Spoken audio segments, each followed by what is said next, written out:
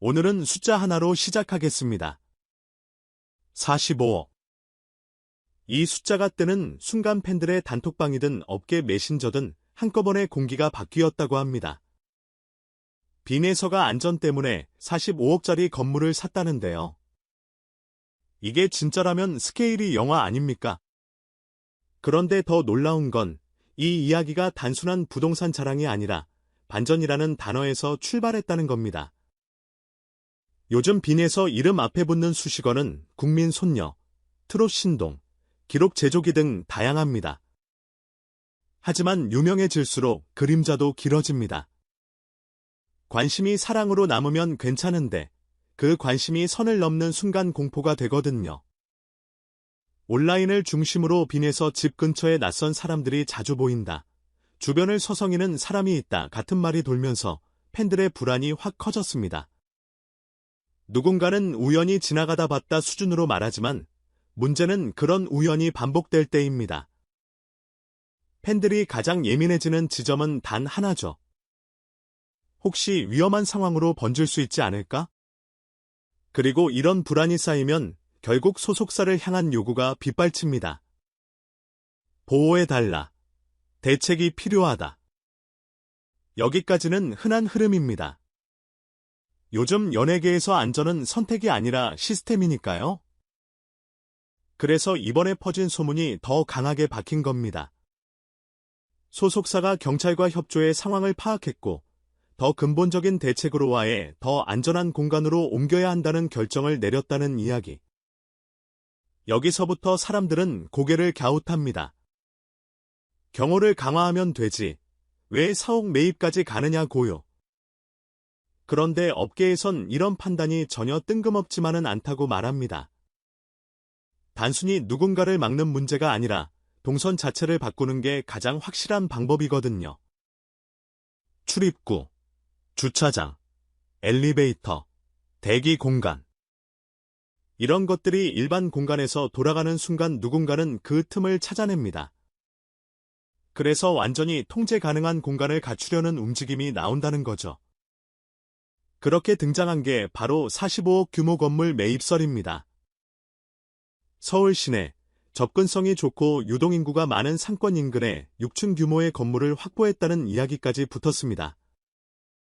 여기서 중요한 포인트는 빈에서가 거기서 살기 위해서라는 단정이 아니라 빈에서의 생활과 업무 동선을 더 안전하게 관리하기 위한 거점이라는 해석이 많다는 점입니다. 말 그대로 완전한 베이스 캠프죠. 일정 전후 대기, 리허설, 피팅, 회의, 콘텐츠 촬영, 녹음 준비. 이런 걸 한 공간 안에서 돌릴 수 있으면 외부 노출이 줄어들고 위험도 같이 줄어듭니다. 요즘은 팬들도 콘텐츠를 기다리니까 오히려 안에서 제작해서 안전하게 공개하는 방식이 더 자연스러워졌고요. 사람들이 진짜 허하고 멈춘 구간은 따로 있습니다. 매입 자체보다 그 다음에 붙은 계약 조항 이야기예요. 전해지는 말로는 소속사가 빈에서에게 해당 공간을 전속계약 기간 동안 사용할 수 있는 권한을 보장하고 장기적으로 계약을 계속 이어가면 더 큰 혜택이 생길 수도 있다는 식의 내용이 거론됐다는 겁니다. 한마디로 완전 플러스 지원을 패키지로 걸고 서로의 미래를 더 단단히 묶는 방식이라는 해석이 나옵니다. 물론 이 부분은 공식 확인이 없는 설에 가깝기 때문에 조심해서 들어야 합니다. 다만 업계에서 이런 형태가 아예 없는 얘기는 아닙니다. 아티스트에게 숙소나 작업실 제공을 넘어 활동 기반이 될 공간을 장기적으로 마련해주는 방식은 소속사가 얼마나 전폭적으로 밀고 있는가를 보여주는 시그널로 쓰이기도 하거든요. 여기서 시선이 갈립니다. 팬들은 감정적으로 먼저 반응합니다. 우리 예서가 위험한 상황까지 간 거야. 왜 이런 일이 생겨? 그러다가 곧바로 다른 감정이 튀어나옵니다. 그래도 소속사가 제대로 움직였네? 안전이 최우선이지. 그런데 한편에서는 냉정한 분석도 나옵니다. 이건 안전만의 문제일까? 사실 회사가 45억 규모 자산을 매입한다는 건 단순히 한 사람을 보호하는 차원을 넘어서 회사의 체급을 바꾸는 일이기도 하잖아요. 건물은 시간이 지나면 안전장치이자 자산이 됩니다. 비내서라는 브랜드가 커질수록 회사의 외형도 커지고 그 외형은 투자와 협상, 파트너십에서도 힘이 되죠. 쉽게 말해 아티스트 보호와 우회사 성장이라는 두 목적이 한 방향으로 겹칠 수 있습니다. 그래서 사람들은 이 뉴스를 훈훈한 이야기로만 소비하지 않고 엔터테인먼트 산업의 현실로도 읽습니다. 감동과 계산이 동시에 존재하는 지점, 그게 요즘 K엔터의 방식이니까요. 그래도 이 이야기에서 가장 핵심은 결국 안전입니다. 팬덤이 커질수록 늘 따라오는 숙제죠. 빈에서처럼 전 세대의 사랑을 받는 스타는 더더욱 그렇습니다. 이름이 커질수록 호감도 커지고 호감이 커질수록 착각하는 사람도 생깁니다. 여기서 선을 넘는 순간부터는 팬이 아니라 위험 요소가 됩니다. 소속사가 경찰과 협조했다는 이야기까지 함께 도는 건 그만큼 분위기가 가볍지 않다는 방증으로 받아들여질 수밖에 없어요. 사실 정말 무서운 건 사건이 터진 뒤가 아니라 사건이 터지기 직전에 터졌거든요. 누군가가 특정 장소를 반복해서 맴돌고 특정 시간대를 노리고 특정 동선을 파악하려 한다면 그때부터는 시스템이 개입해야 합니다. 그리고 시스템이 가장 싫어하는 건 우연히 누적되는 상황입니다. 우연히 누적되면 그건 패턴이 되니까요. 왜 하필 사옥이라는 단어가 사람들을 더 자극했을까요? 집, 숙소, 경호 강화 같은 말은 익숙합니다. 그런데 사옥은 다릅니다.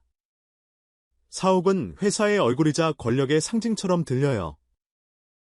그래서 이 소식이 퍼질 때 사람들은 자동으로 두 가지 장면을 떠올립니다. 첫째, 빈에서가 더 통제된 환경에서 더 큰 프로젝트를 준비하는 장면. 둘째, 회사가 빈에서라는 이름을 중심으로 더 큰 판을 짜는 장면. 둘 다 가능성이 있고 둘 다 지금의 빈에서에게 어울립니다. 결국 이런 상상은 한 문장으로 정리되어 빈에서는 이제 개인이 아니라 산업이다라는 결론에 닿습니다. 이게 무섭기도 하고 대단하기도 하죠. 하지만 여기서 한 번 더 짚고 넘어가야 할 게 있습니다. 이런 소문이 돌수록 가장 위험해지는 건 오히려 호기심입니다. 누군가 어디 건물이래, 더디로 옮긴대, 같은 질문을 던지는 순간 이야기의 방향이 안전에서 추적적으로 새버릴 수 있거든요.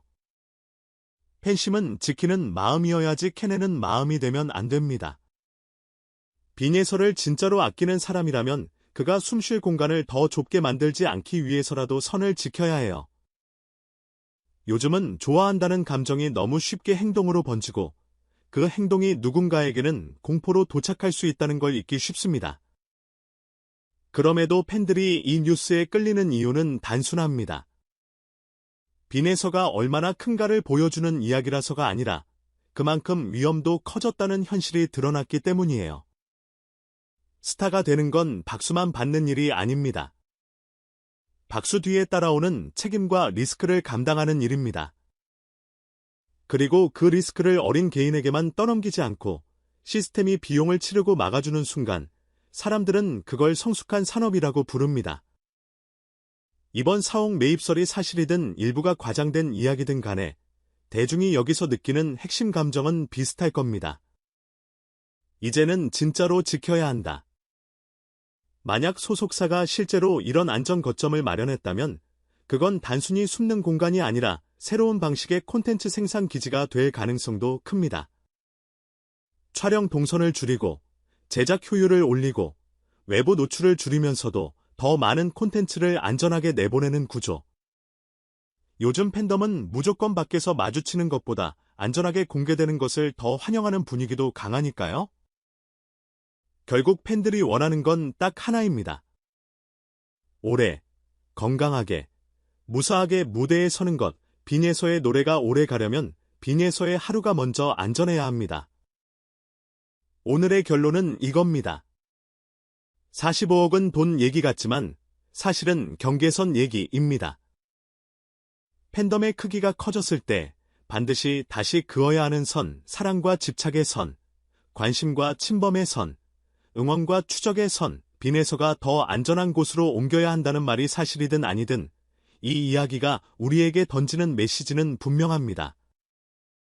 스타를 진짜로 아끼는 문화는 스타의 가까이를 차지하는 문화가 아니라 스타의 멀리서도 지켜주는 문화라는 것.